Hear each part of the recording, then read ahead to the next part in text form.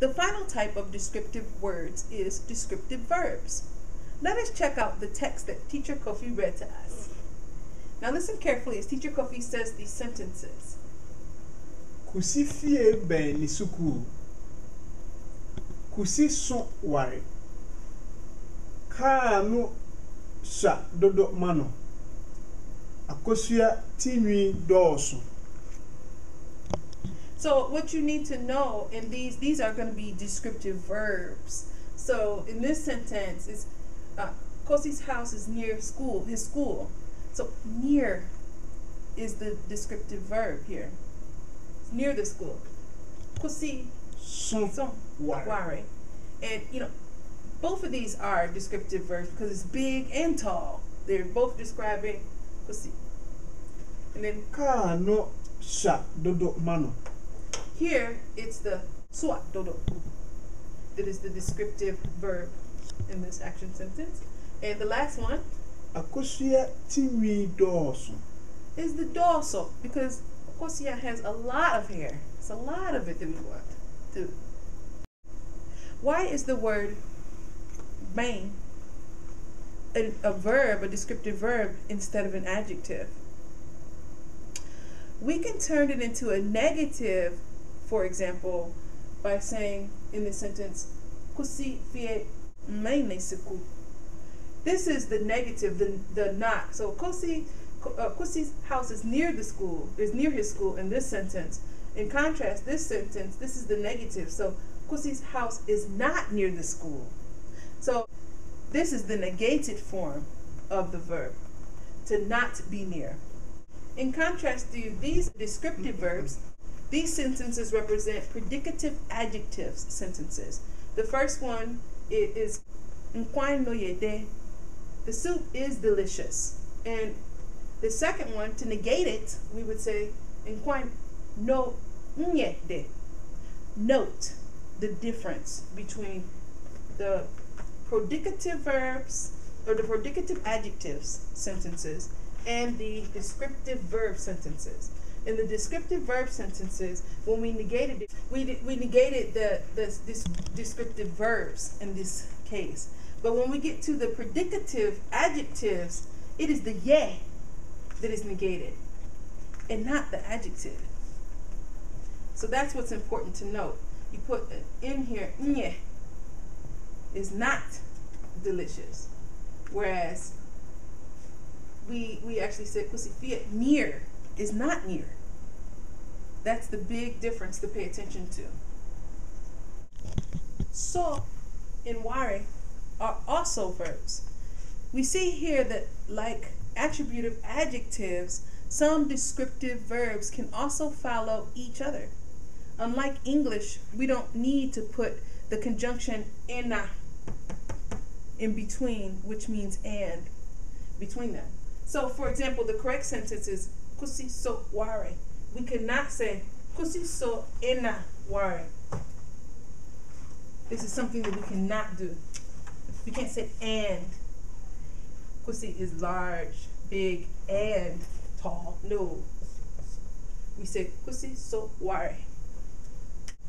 So the words son, ware, and swa, which means to be small, all have adjective counterparts.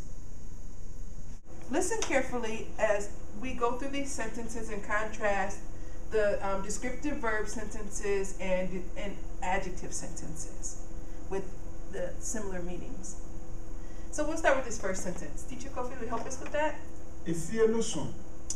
The house is big. Efie no ye kesiye. The house is large or big. Same thing. Next one. Ekwan no ware. The road is long. Ekwan no ye tenten. The road is long. Aduane no swa. The food is small.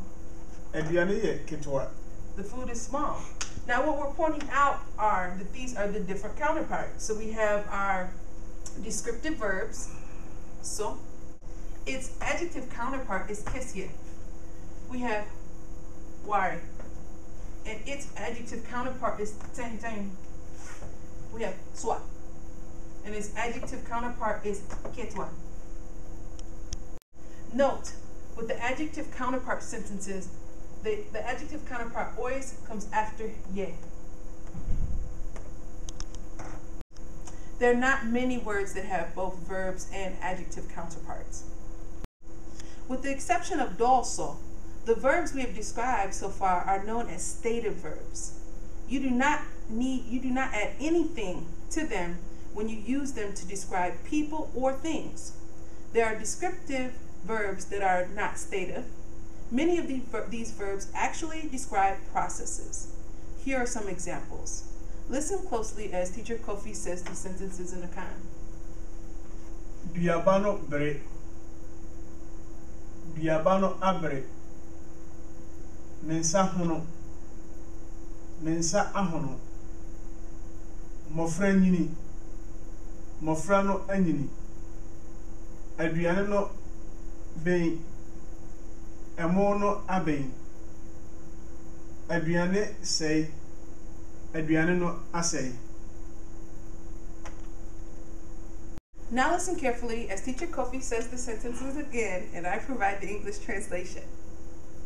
Biabano bre. The fruit ripens. Biabano abre. The fruit is ripe. Nensa hono. His hand swells. Nensa ahono. His hand is swollen. Mofra nyini. Children grow up. Abofra no anyini. The child has grown up. Aduane no ben. The food becomes cooked. Aduane no aben. The food is cooked. Emo no aben. The rice has become cooked. Aduane sei. Food goes bad. Aduane no asei. The food has gone bad. These examples show that the verbs that describe processes like ripening, growing up, swelling, etc. can become descriptive verbs when a is placed before them. For example, bre is to ripen, and when you put an a in front of it, it's ripened. And hono is to swell. If you put an a in front of ahono, it's swollen.